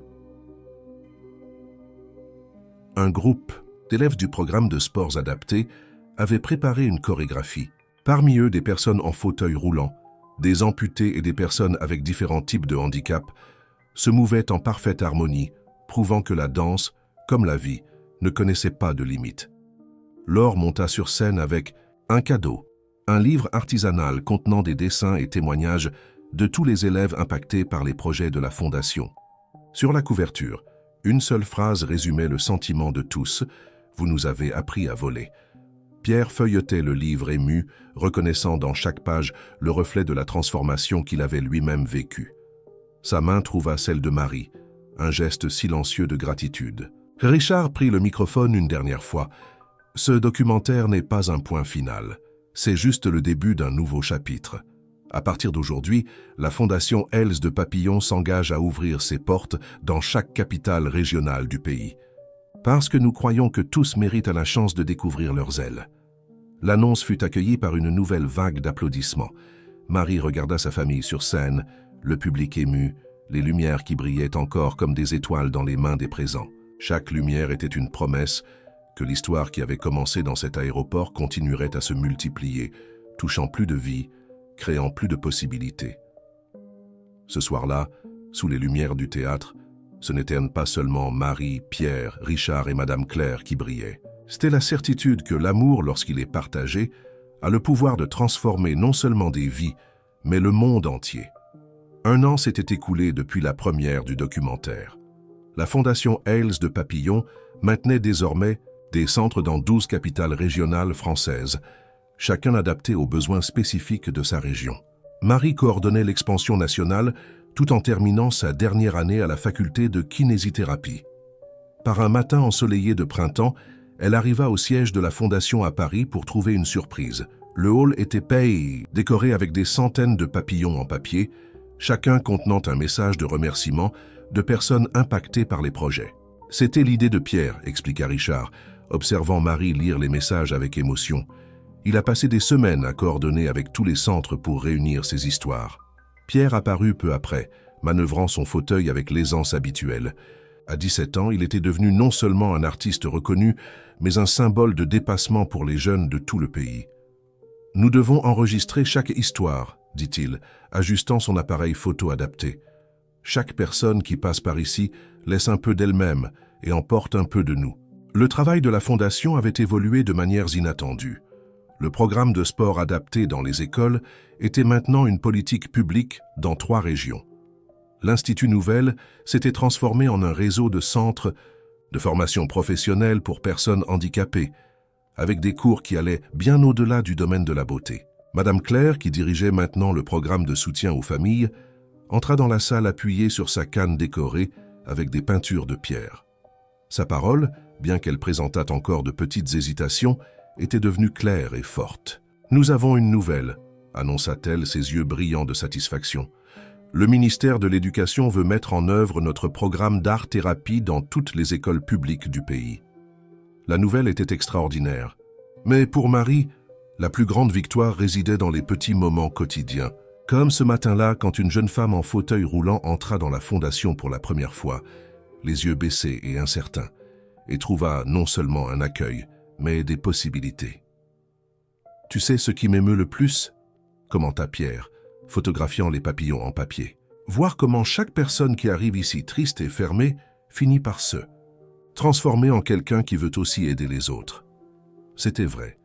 Julie, par exemple, dirigeait maintenant un programme d'automaquillage pour femmes handicapées qui avait déjà formé plus de 200 professionnels. Laure avait transformé son expérience avec la prothèse en un projet d'art corporel adapté qui voyageait à travers le pays. Richard observait tout avec un mélange de fierté et d'admiration. L'homme d'affaires qui auparavant se consacrait uniquement aux affaires trouvait maintenant sa plus grande satisfaction à voir des vies transformées. « Marie », appela-t-il, sa voix douce. Tu te souviens quand tu m'as dit que tu voulais juste donner une vie meilleure à ta mère ?» Elle acquiesça, se souvenant de cette première conversation dans la maison des Moreau. « Regarde combien de vies meilleures tu as aidé à créer, » continua-t-il, faisant un geste vers les papillons qui décoraient l'environnement. Chacun de ces messages est une histoire de recommencement. Pierre s'approcha avec son tableau le plus récent, une œuvre qu'il avait gardée secrète pendant des semaines. C'était un triptyque impressionnant. Le premier panneau montrait le moment à l'aéroport, le second dépeignait différentes scènes des projets de la Fondation, et le troisième était différent. « Le troisième panneau est vide », expliqua-t-il, remarquant le regard interrogateur de Marie. « Parce que notre histoire est encore en train de s'écrire. Chaque personne qui passe par ici ajoute sa propre couleur, sa propre façon de voler. » À ce moment, un groupe d'élèves du programme de sport adapté arriva pour leur cours de natation. Parmi eux, une petite fille trisomique qui avait appris à nager ici et rêvait maintenant de concourir aux Jeux paralympiques. « Tante Marie !» Elle courut pour embrasser Marie.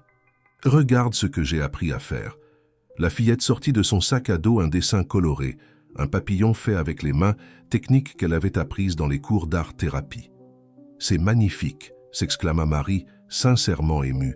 « Ce n'est pas juste un dessin », expliqua la fillette avec la sagesse propre aux enfants. « C'est une promesse que je vais continuer à voler, comme tu me l'as appris. » Madame Claire, qui observait la scène, s'approcha d'un pas ferme. Chaque petit vol est une grande victoire. Marie regarda autour d'elle.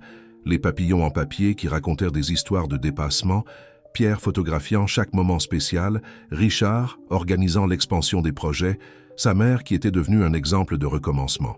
Là, dans cet espace qui débordait d'amour et de possibilités, elle comprit que son voyage n'avait été que le début. Chaque personne qui passait par la Fondation emportait avec elle non seulement du soutien ou de la formation, mais la certitude qu'il était possible de réinventer sa propre histoire. La grande compétition parasportive nationale était sur le point de commencer. Le stade olympique de Paris débordait d'énergie et d'émotion. Dans la zone réservée aux athlètes, Pierre ajustait son handcycle, entouré de sa famille. Marie vérifiait les équipements une dernière fois, maintenant avec la confiance d'une kinésithérapeute diplômée. Madame Claire aidait à organiser l'uniforme spécial que toute l'équipe de la Fondation Else de Papillons porterait. Des t-shirts blancs avec des papillons colorés au dos, chacun unique comme les histoires qu'ils représentaient. « Nerveux ?» demanda Marie, ajustant le casque de Pierre. « Impatient », répondit-il en souriant. « Mais d'une bonne façon, aujourd'hui je ne concours pas seulement pour moi. » C'était vrai. Dans les gradins, des dizaines de jeunes des projets de la Fondation attendaient anxieusement. Certains en fauteuil, roulant, d'autres avec des prothèses, chacun portant sa propre histoire de dépassement. Pour eux, Pierre n'était pas seulement un compétiteur, il était la preuve vivante que les rêves ne connaissent pas de limites. Richard arriva portant une surprise. Le trophée que Pierre avait gagné lors de sa première compétition, 1 an auparavant. « Pour te rappeler combien tu as déjà volé », dit-il, embrassant son fils. La compétition commença. Pierre maintenait un rythme fort et constant, exactement comme il s'était entraîné. Dans les gradins, Marie tenait la main de sa mère, toutes deux encourageant avec le cœur dans la gorge. Mais ce n'était pas seulement une course qui se déroulait là. C'était la célébration de toutes les histoires qui s'entrelaçaient sur cette piste. Chaque tour complété était une victoire non seulement pour Pierre, mais pour tous ceux qui avaient appris à transformer les défis en opportunités. Quand Pierre franchit la ligne d'arrivée en première position, le stade explosa en applaudissements. Mais le moment le plus émouvant était encore à venir. Au lieu de se diriger directement vers le podium, il pédala jusqu'au gradin où se trouvait sa famille élargie, non seulement Marie, Richard et Madame Claire, mais tous les élèves et professeurs des projets de la Fondation. « Cette victoire est la nôtre », déclara-t-il, sa voix amplifiée par le microphone que quelqu'un lui tendit. De tous ceux qui un jour ont pensé qu'ils ne pouvaient plus rêver, mais ont découvert qu'ils pouvaient voler. Sur l'écran géant du stade, des images du documentaire commencèrent à défiler. La rencontre à l'aéroport, les premiers projets de la Fondation, les histoires de dépassement qui se multipliaient. La musique qui accompagnait les images était une composition spéciale, créée par un groupe d'élèves du projet de musicothérapie. Marie observait tout avec des larmes aux yeux. D'une jeune femme de ménage qui avait vendu son seul bien pour tenter une vie meilleure, Elle était devenue partie de quelque chose de bien plus grand. Il ne s'agissait pas seulement de transformer sa propre vie ou celle de sa mère. Il s'agissait de créer des possibilités infinies pour des personnes qui, comme elle, avaient seulement besoin d'une opportunité pour briller. Madame Claire, qui parlait maintenant avec aisance, prit le microphone. « Quand ma fille a vendu ce téléphone, j'ai pensé que nous perdions notre dernier lien avec le monde. Mais en réalité, nous étions sur le point de nous connecter avec des milliers de cœurs. » Richard embrassa Pierre, qui respirait encore difficilement après la course. « Tu m'as appris à être un meilleur père, mon fils. Et avec Marie et... Madame Claire, vous m'avez montré que la famille est bien plus que le sang. C'est l'amour en action. » Les papillons sur les t-shirts des présents semblaient prendre vie sous le soleil de l'après-midi. Chacun représentait une histoire de transformation, une vie touchée, un rêve réalisé. Pierre prit ses pinceaux, il les portait toujours avec lui, et commença à ajouter des couleurs au troisième panneau de son triptyque, celui qu'il avait laissé intentionnellement vide. « Notre histoire n'a pas de fin, dit-il en peignant, parce que chaque personne qui découvre ses ailes devient capable d'aider d'autres à trouver les leurs. » Marie regarda sa famille improbable réunie là, l'homme d'affaires qui avait ouvert son cœur, le jeune artiste qui avait transformé des limitations en art, sa mère qui avait rené avec elle, et toutes ces personnes qui faisaient maintenant partie de son histoire. « Tu sais ce que j'ai appris dans tout ce voyage ?» dit-elle, sa voix chargée d'émotion. « Que parfois nous devons tout perdre pour trouver quelque chose de bien plus grand. Que l'amour, lorsqu'il est multiplié, a le pouvoir de créer d'infinies possibilités de vol. » Les papillons continuaient, leur danse silencieuse sur les t-shirts, dans les peintures, dans les sourires. Et là, sous le ciel ouvert de